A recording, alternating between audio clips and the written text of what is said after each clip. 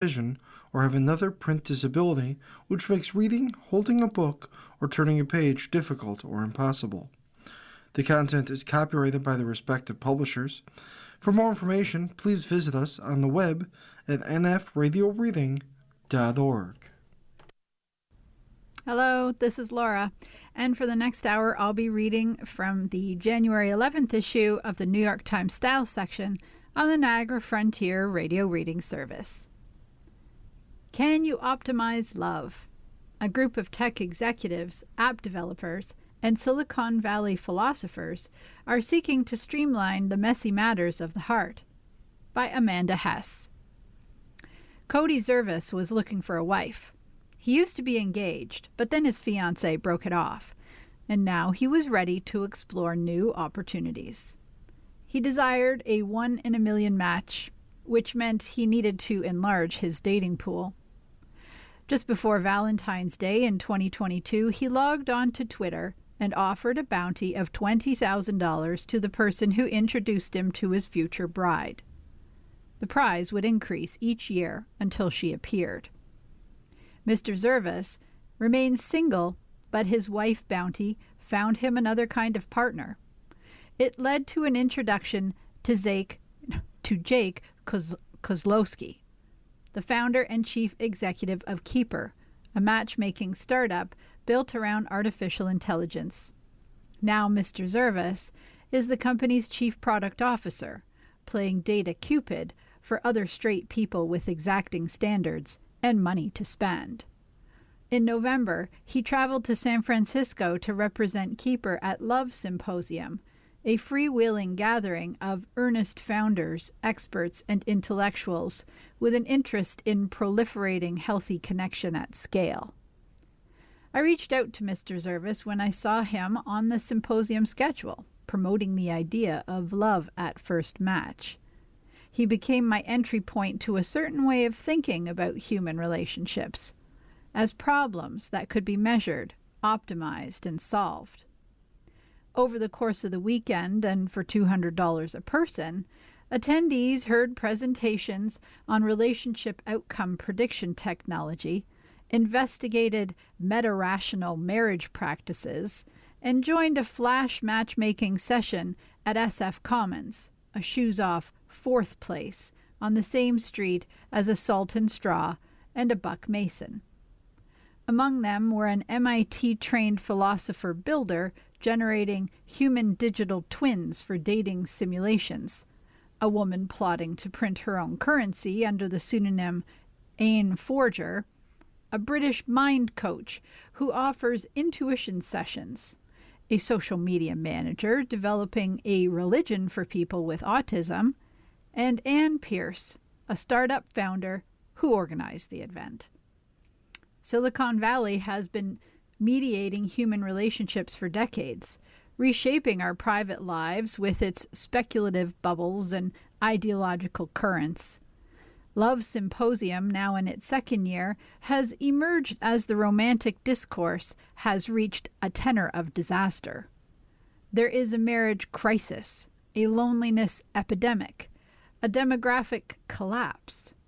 People are flirting with AI boyfriends and virtually undressing strangers on X. Could more technology help?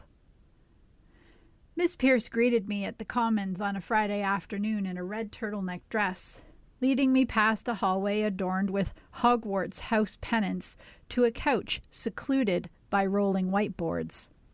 She told me that she once co-founded a startup in the dating space that allowed users to upload photographs of themselves and receive crowdsourced ratings on how competent or fun they appeared.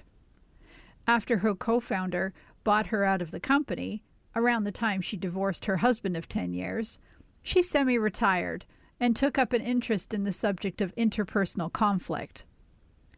Through Bay Area philosophy groups, she encountered Matthew Fisher, an AI researcher and engineer concerned with the loneliness of constant digital connection. The human intimacy search problem, as he called it, meant that compatible partners were swiping in obscurity, unable to find one another. He wanted the next technological wave to be a bridge to other humans, not a Skinner box, he said. A URL was secured, and the symposium was born. They spread the word to relationship substackers, Silicon Valley philosophers, dating app developers like Mr. Zervis, and a loose community of hyper-intellectually curious posters on X. "This is a very thinky town," Ms. Pierce said. But new philosophical cross-currents were emphasizing emotion, spirituality, and that general idea that we're more than just a brain on a stick, she said. Ms. Pierce, 38, is a cerebral and warm host, and she prepared the space in an adorable style, punctuated by AI-generated images of robots and nymphs. The place felt like the setting for a quirky tale of nerds putting their heads together to find love. But in the background was the buzz of seed funding and political power. Participants spoke of developing psychometrics to make objective measures of the mysteries of human relations, a promise of tenderness that could also devolve quickly into the brutal ranking of human beings. At a coffee shop down the street from the symposium, I met Mr. Zervis and two of his Keeper colleagues, men in their early 30s, who seemed to have dressed from a shared closet of preppy neutrals. Before he became Keeper's chief business officer, Wes Myers shot missiles for the U.S. Army and earned an MBA at the University of Pennsylvania. Hunter Ash, Keeper's social media manager, posted frequently on X about what he described as an interest in psychology. I told Mr. Zervis that when I looked him up online, I found a link to a request form titled Anonymous Feedback for Cody, as if he were a customer service experience or a Burger King location. I asked him what that form was for. "Anything. Any encounter you have with me," he said.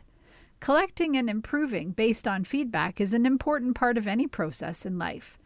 If you're trying to make a good product," "But you're not a product," I said. "I'm reasoning by analogy," Mr. Zervis said. "The worst thing would be to go through your life having your life be shaped by forces that you don't understand. Keeper's goal is to understand its users so well that it can connect with them, with their soulmates, on a first try. And it has instituted a bounty of its own in order to align incentives between the company and its users. Singles who sign up for its $50,000 marriage bounty plan pay an introduction fee for each match, then the balance of the sum if a match leads to a long-term relationship. The application, which can take hours to complete, asks users for their height, ancestral background, SAT score, and their feelings about entrepreneurs. They can choose from an exhaustive list of political affiliations, conservative or progressive, Zionist or anti-Zionist, neoliberal or neo-Nazi, and select their partner's ideal ethnicity. The system can assess their cheekbone prominence, jaw strength, or body fat percentage from a scanned photo and analyze their application to estimate an IQ score. Users who fail to make a match or who bomb on a date receive constructive feedback. "It wouldn't say lose 15 pounds, Mr. Myers said. It would say that we know what type of person you are looking for, and the people you are looking for would be a match if you lost 15 pounds. So do with that information what you will." The system, the men say, is intended to go beyond a user's general mate value factor to honor each user's idiosyncratic desires. Mr. Ash, who writes in Keeper's Institutional Voice on X, provided an example from his research. If the woman is about half a standard deviation more agreeable than the man, that's the optimal point for relationship durability, he said, to which I must have emitted an observable psychometric signal. "Look at your face," Mr. Zervis said. "You're horrified." Later that evening, Mr. Zervis stood before an audience of around 80 people who settled into an expanse of cozy armchairs and fuzzy poofs. Keeper, he said, was working on the toughest cases in modern dating. Jewish woman seeks non-Jewish man who will convert for her. Man with rare eye condition seeks woman with same. Guy who invented his own political party seeks girl with similar views. With an assist from AI, he said, you can effectively separate private value from common value, which will allow the human mating market to go from zero-sum to positive-sum for the first time in human history, which could unlock untold human well-being and happiness. A woman in the crowd raised a hand. She noted that one of Mr. Zervas's slides had featured an image of a model-esque woman. She had been assigned an attractiveness rating of 8.6. If that was an 8, she said, what's a 10? I've never seen a 10, if that's an 8. That was an example profile, Mr. Zervas said. Don't base your entire Weltanschauung, German for worldview, on my slides. The talks continued for 3 days. Other strategies for human flourishing were proposed and debated. Mr. Fisher, the researcher and engineer, spoke of highly personalized AI agents that could potentially work to match compatible people when they walked into a bar by amplifying her laugh from across the room or slightly brightening the light above him when she looked his way. Jeffrey Miller, an evolutionary psychologist at the University of New Mexico who advises Keeper, suggested that monogamous human relationships could be threatened by AI, but perhaps also strengthened by the development of artificial threesome partners. A human augmentation technologist, Djuna Baradi, proposed that social media data could be uploaded to an AI avatar that could court virtually on your behalf, reducing the chance of incompatible first dates. Mr. Miller wondered whether these avatars could be digitally aged so that you could know what your date would look like when they got old. Christine Peterson, a forecaster who coined the term open source software, delivered a talk on how men and women should date differently. A view, she said, was based on insights from human evolution. She described a protocol in which men pursued the women they most desired, while women accepted numerous dates, never chasing the boys, but delaying sex indefinitely until they had locked down an acceptable partner. Then she took questions. Honestly, your strategy scares me a little, an entrepreneur in the audience named Quinn Schur said. Dating, as an Asian man in America, Mr. Schur said, had soured him on such status games, a sentiment that earned him approving snaps from the crowd.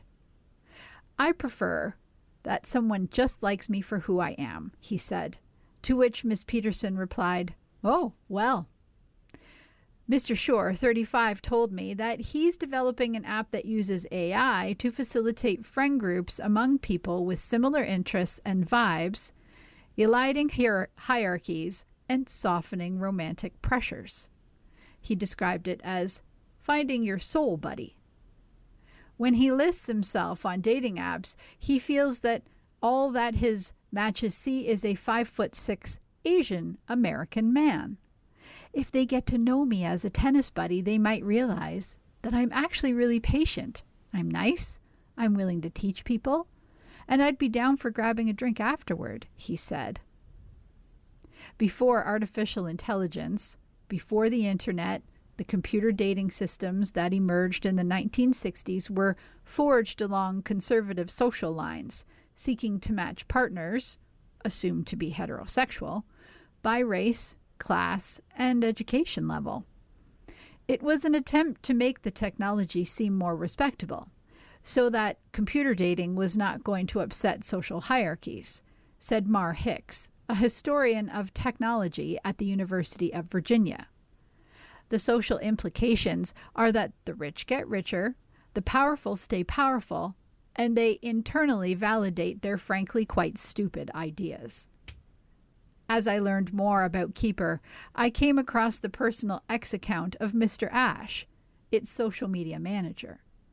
I found that Mr. Ashe had listed I love eugenics on his online dating profile, and that his ideas had recently attracted Elon Musk's attention.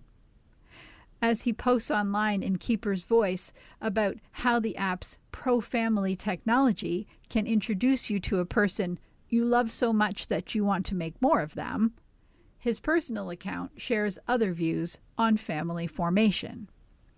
In May, he wrote that the United States could resolve its racial disparities by preventing the bottom 25% of the overall population from breeding. At the time, Mr. Kozlowski, the Keeper chief executive, replied in a post, "Way too cruel. Everyone should be able to experience the joy of having a family. Better to encourage IQ selection in IVF and similar future technologies." When I asked Mr. Zervis about the comments, he said Mr. Ashe's views were not Keeper's official position and that they didn't necessarily reflect his own either. But when you're in the world of startups, he continued, and you're trying to do something no one has ever done before, it comes with the territory. The people who are interested in developing something exciting and new may also have some out there edgy or what I call high openness perspectives. Later, Mr. Ashe sought to clarify his position.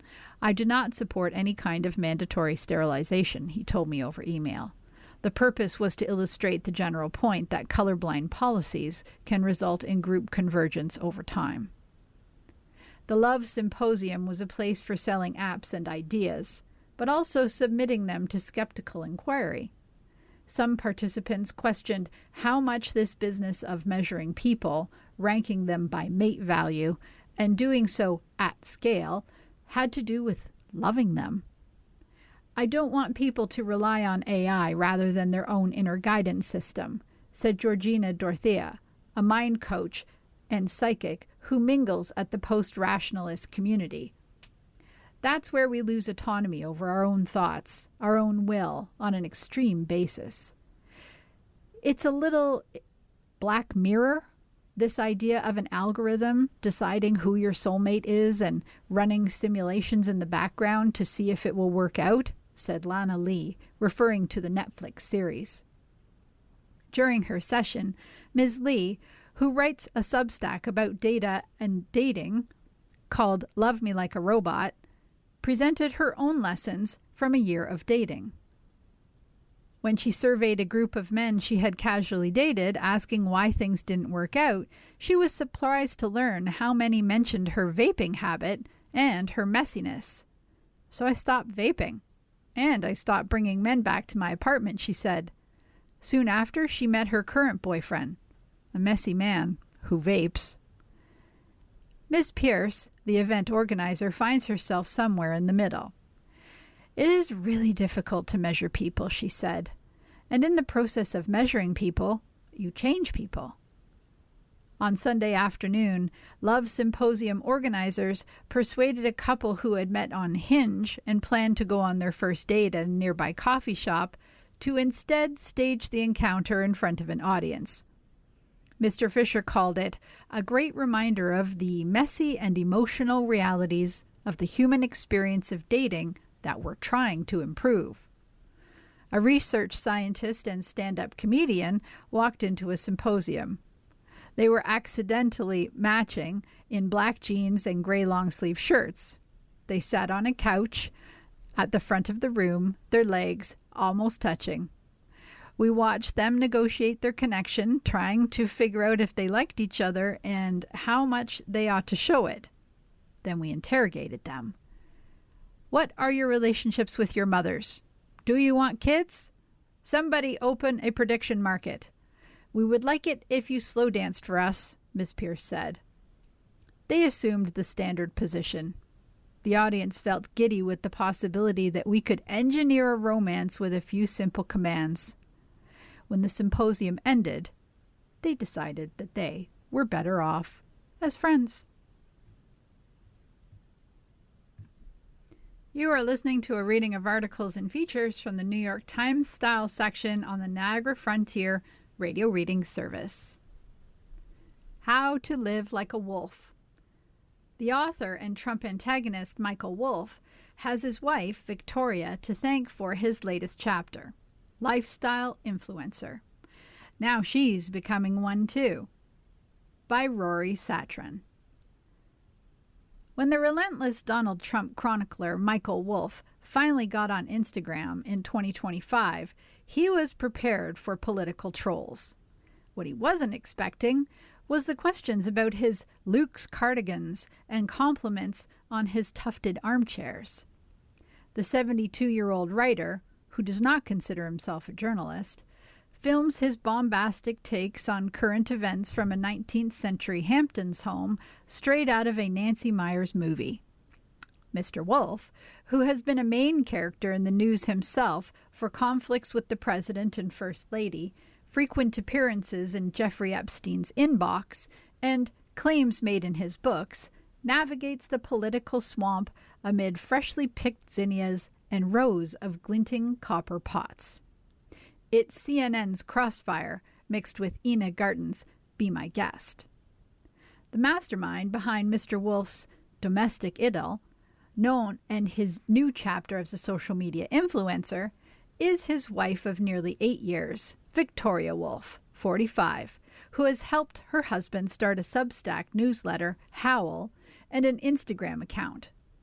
She has also created her own lifestyle-focused Substack newsletter, Our Amagansett House, and its accompanying Instagram account. All the channels are hits. Howl, started in October 2025, has over 65,000 subscribers, and Mr. Wolff's Instagram has over 765,000 followers, with about 7,300 paid subscribers, he said. That puts his new newsletter income at over $600,000. Our Amagansett House attracts a smaller but loyal readership of over 9,000 subscribers, with nearly 1,000 of them paid. That allows Ms. Wolff to make what she calls real money from her writing after 10 years spent at home raising their 2 children. She has over 51,000 followers on Instagram. The Wolffs' bucolic farmhouse, bought in 2021 for over $3 million, has become a non-stop content factory. Its very 2025 collision of the lurid news cycle with Instagram-friendly aesthetics. In Mr. Wolff's videos, filmed by his wife, he delivers straight-to-camera commentary on the news with a focus on President Trump and Mr. Epstein. Following the light, she moves him around the house like a garden gnome, as their friend, the writer Thomas Beller, put it. Ms. Wolff's content for Our Amagansett House is a personal version of a shelter magazine, wrapping gifts, potting paper-white bulbs, baking gingerbread cookies. Mr. Wolff's book-lined office is walled off from the living room by 2 historically accurate doors fused together to prevent the children from hearing his more unbridled moments, and vice versa. This homegrown media business wasn't premeditated. When Mr. Wolff released All or Nothing, his 4th book about Donald Trump in spring 2025, he expected to do the usual promotional gauntlet of cable news shows. But the president blasted the book and the networks got skittish. So Ms. Wolff offered a solution. Michael, I know you hate it, but we've got to go on social media. Their Just So house became a character in Mr. Wolff's political content.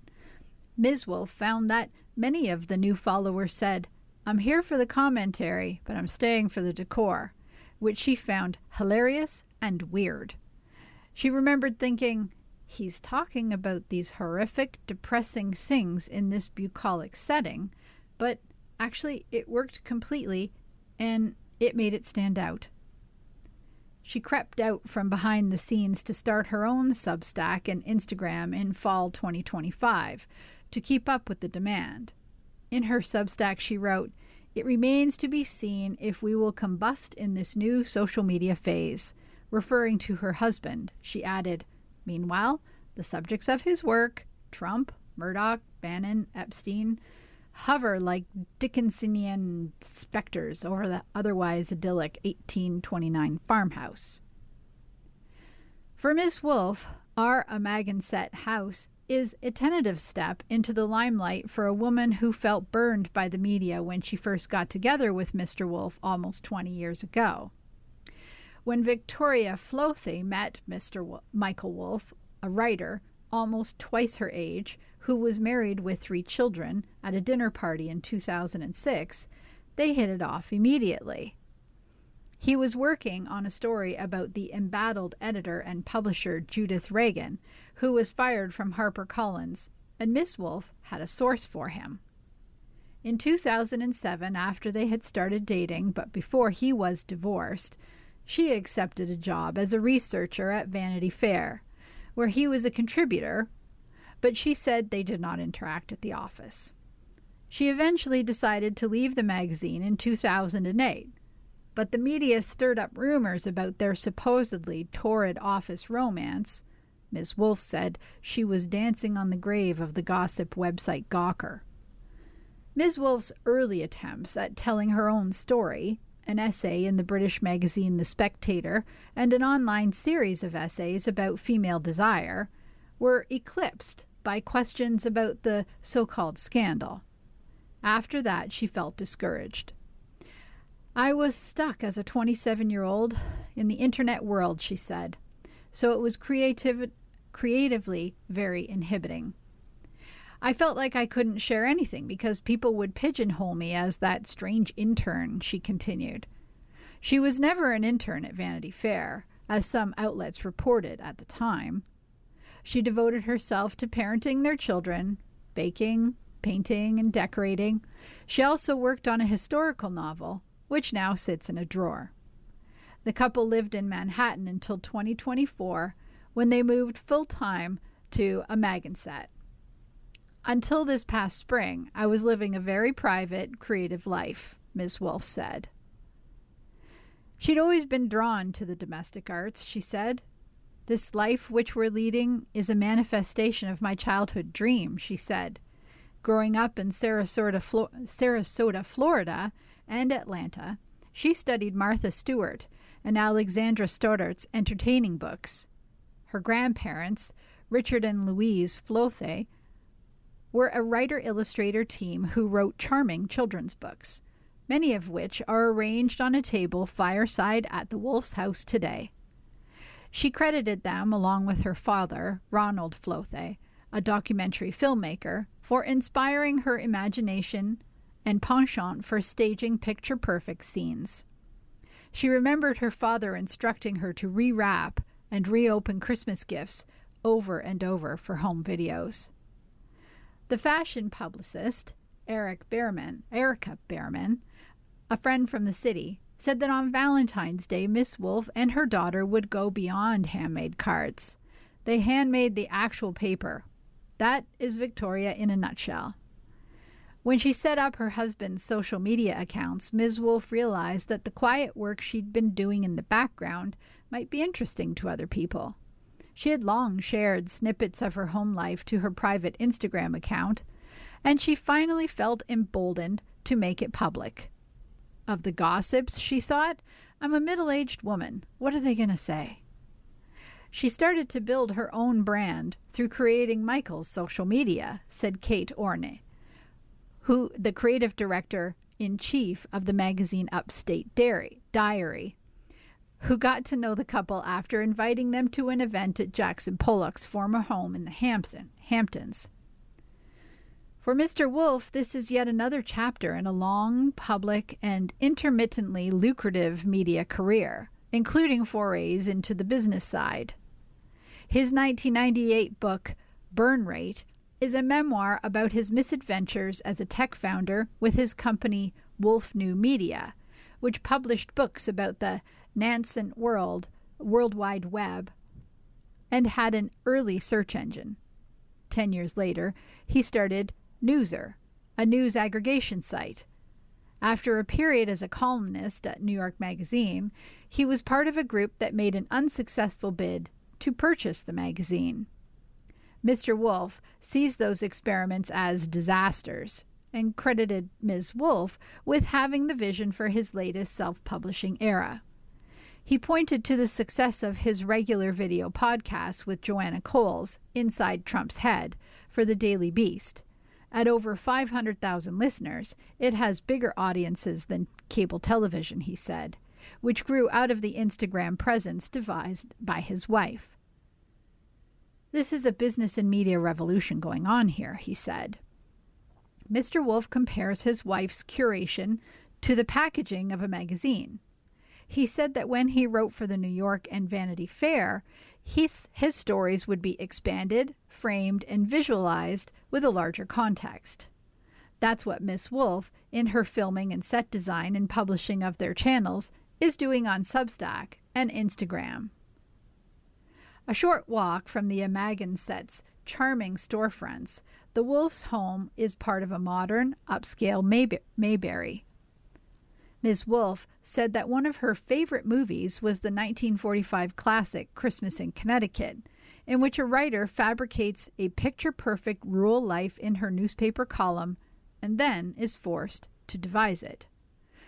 The Wolf's home is smaller than it appears on screen. With its swimming pool, expansive garden, and high-ceiling kitchen, it's enviable, but more World of Interiors quirky than Architectural Digest impressive. Decorated for Christmas with pine cones and ribbons, it's a cozy place to weather a media storm, the topic of one of Ms. Wolf's recent newsletters. She suggested wearing a belted dramatic coat on the day when the tempest reaches the opposed pages. The farmhouse, like a boomer version of a Los Angeles YouTube creator mansion, is simultaneously a place to live, a refuge from the outside world, and a content machine. Ms. Wolf's storybook taste has become the entire family's de facto personal brand. In Our Amagansett House, she wrote, "The house, rather than being invaded, was in fact offering its own counteroffensive. A gentle insistence on proportion, on reason, on civility. In the clash between the horror and the hydrangea got the last word." Mr. Wolf, formerly a die-hard New Yorker, does not have a driver's license and does not plan to get one.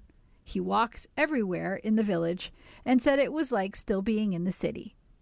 Plus, he said, "I don't feel any limitations because Victoria drives me everywhere." You are listening to a reading of articles and features from the New York Times Style section on the Niagara Frontier Radio Reading Service.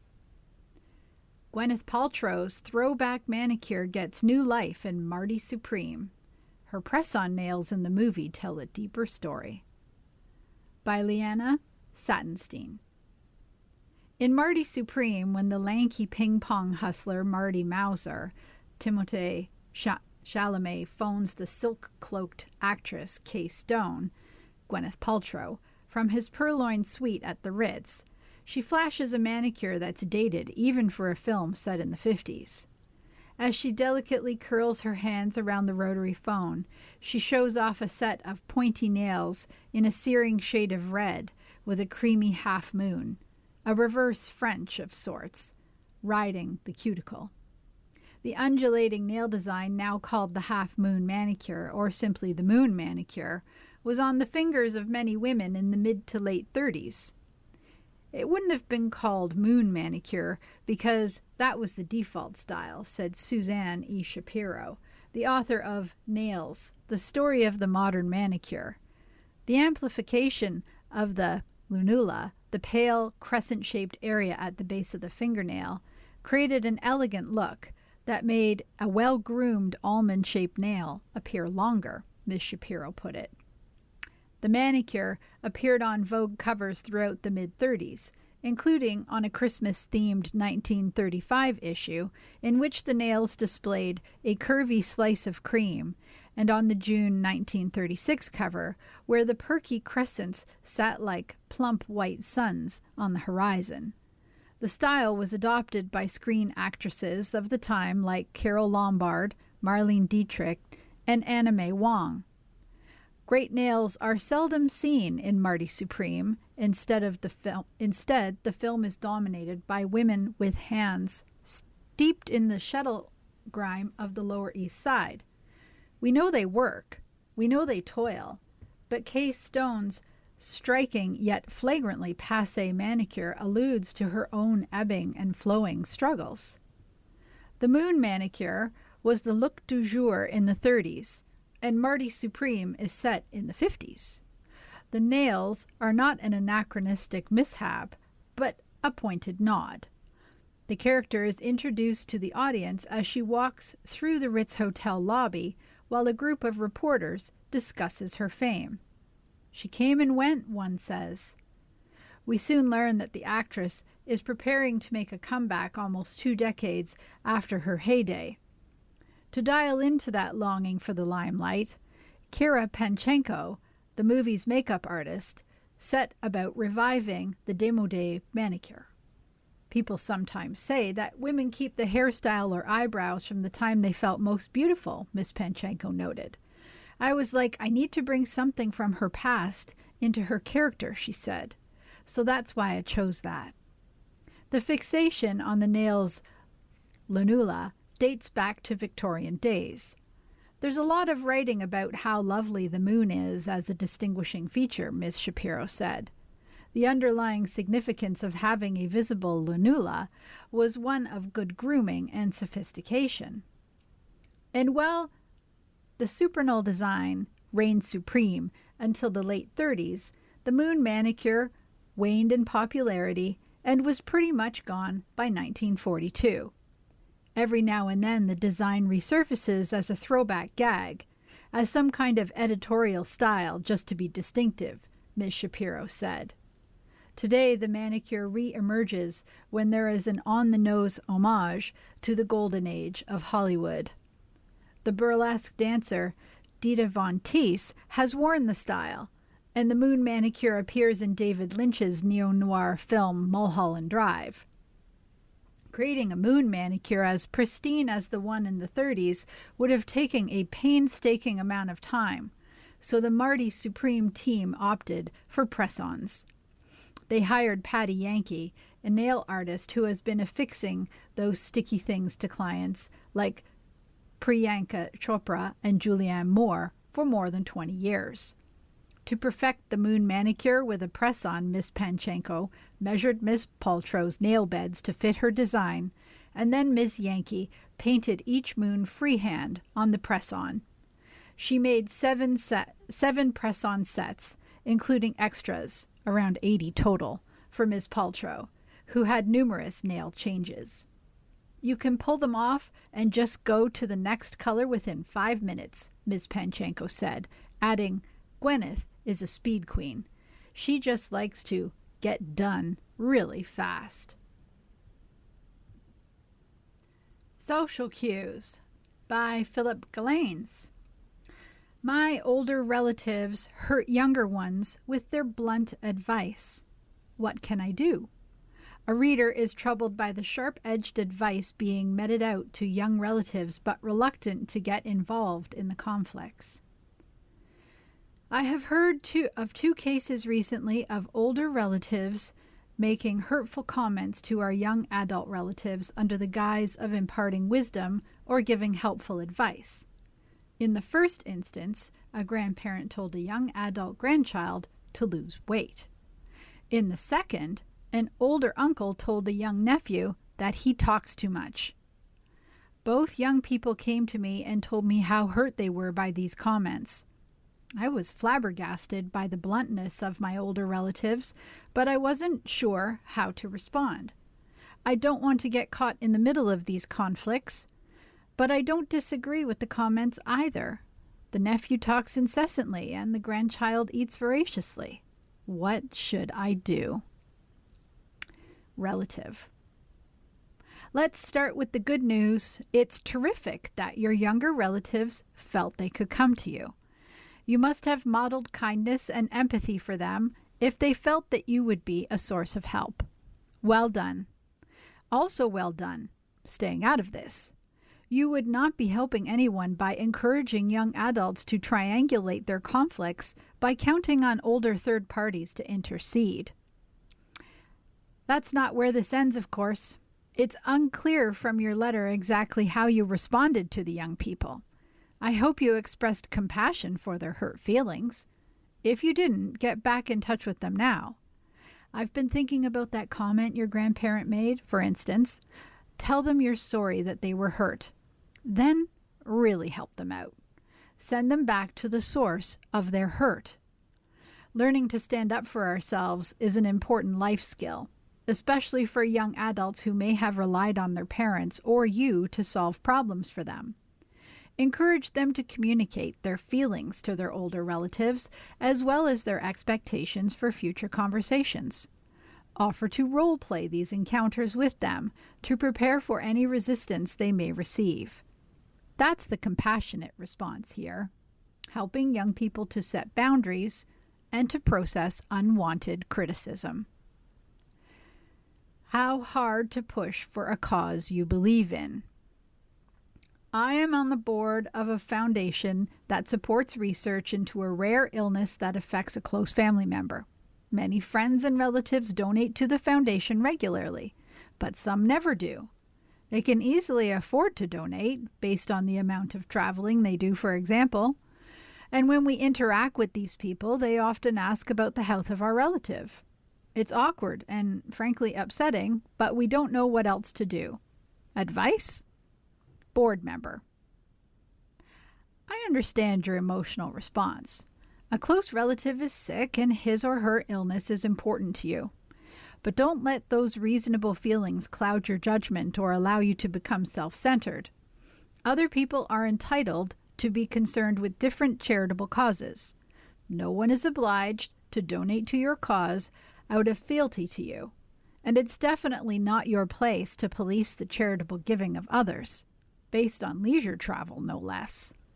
I suggest you continue your work with the foundation and encourage those who run it to sponsor events to increase awareness on the rare illness, the foundation, and its work. Invite anyone you like to attend, particularly those who may not have considered donating to the cause. Before checking inventory, take stock. 2 years ago, during my freshman year of high school, I lent my favorite book to my best friend. That summer, for reasons that were my fault and completely unavoidable, we stopped speaking to each other. When we see each other now, we are perfectly cordial, but he still has my book. And my book club has just chosen it as our next selection. My copy is a special edition, and I wrote many notes in the margins. Can I somehow get it back? Reader. Let me redirect you here. Apologizing for the hurt we cause is more important than material possessions, even special editions. And from the squishy language in your letter, my fault but unavoidable, it doesn't sound as if you have taken responsibility for your behavior and apologized unambiguously to your friend. That's where you should start, with a sincere apology.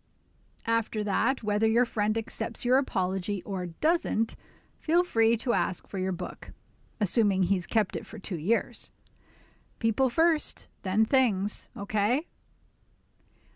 It's the thanks that counts. I was invited to a holiday party and brought a small gift for the hostess. A few weeks later, I received a thank you note from her in the mail, but for the wrong gift, not the one I had given. Should I correct this mistake? Partygoer. I wouldn't. Unless your gift was exceptional in some way or clarifying the mix-up is important to you. From the sound of your letter, though, it seems as if you brought a token gift to thank the hostess for her hospitality, and for which she thanked you in return. Nicely handled on both sides. What difference does it make whether you gave her a scented candle or a bottle of red wine? For help with your awkward situation, send a question to socialq@newyorktimes.com. Modern love. She was 40, I was 20. Could we make it work? Strangers stared when we held hands in public. Some assumed I was her adopted son. By David Wu. Josephine was 6 years older than Napoleon.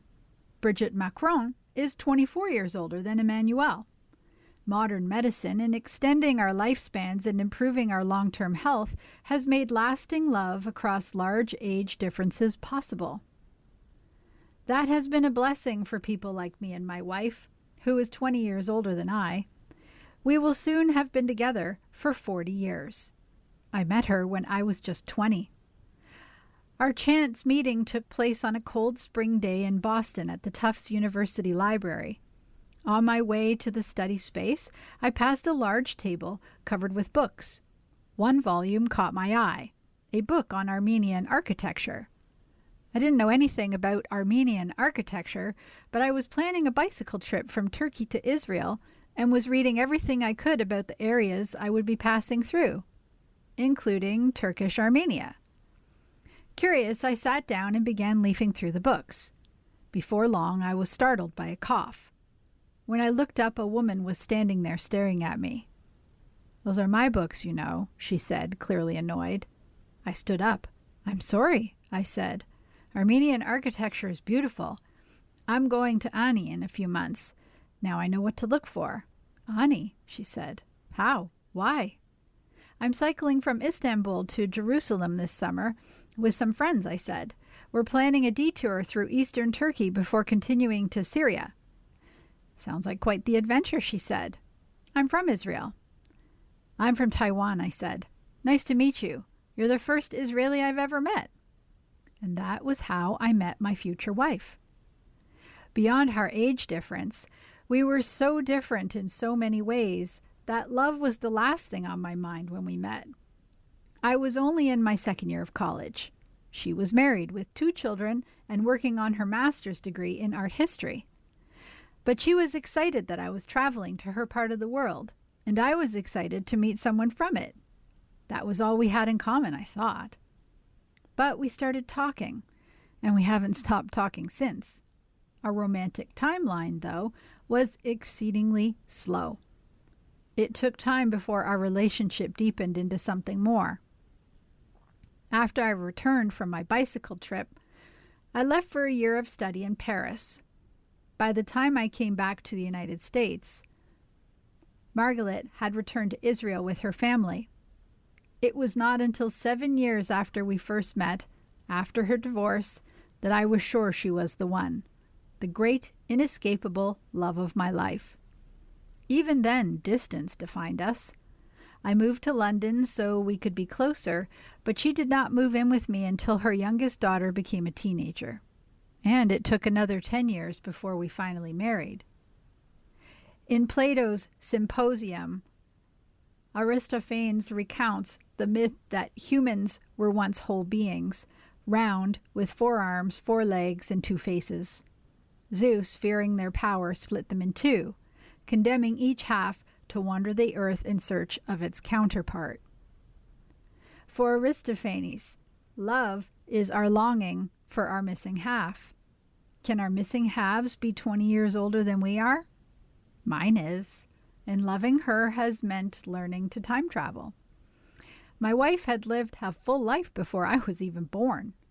Her Russian grandfather was born in 1865, the year that Lincoln was shot. She still remembers visiting him as a child at his timber mill in Chattanooga, Tennessee, and loving the smell of sawdust.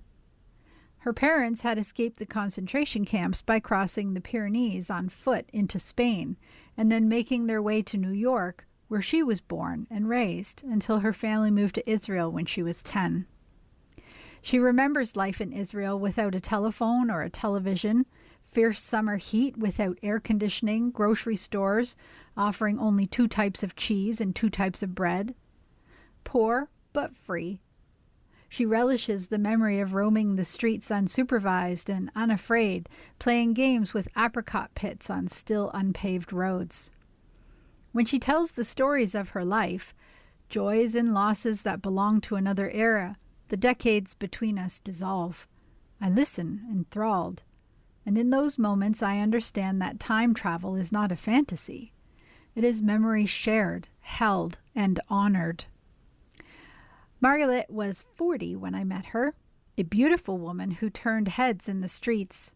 But more than anything, I was captivated by the expressiveness of her face, the transparency of her features. It was as if their very regularity and smallness could not withstand the onslaught of every thought flitting through her mind. The fine lines at the corner of her eyes didn't bother me. On the contrary, it seemed to me that they expressed every subtle mood which so often escaped the nets of other faces. It was as though every line was an imprint of a latent feeling, etched on her skin by frequent rekindling over time. Her wrinkles were and still are a testament of her passion, the map of her emotional range. I love them like I love the rugged bark of old Roman pines, enduring, alive. I have been at peace with our age difference from the moment I fell in love, but it took our friends and family much longer to arrive at the same place. For my family, my relationship with Margaret was outright transgressive. My parents worried about my future. They also worried about what it might say about them in a conservative Taiwanese society where conformity often masquerades as virtue. It took years for that tension to ease. In Taiwan, I became a kind of black sheep, and my family bore the social consequences. A turning point came, oddly enough, when Emmanuel Macron was elected to the highest office in France. That day, my family received congratulatory calls from their friends. Macron helped turn what once seemed unspeakable into something merely unconventional, and in doing so made it easier for my family to accept the most important decision of my life. The only regret I have about my decision is the toll it took on my family. But my family was not alone in their opposition.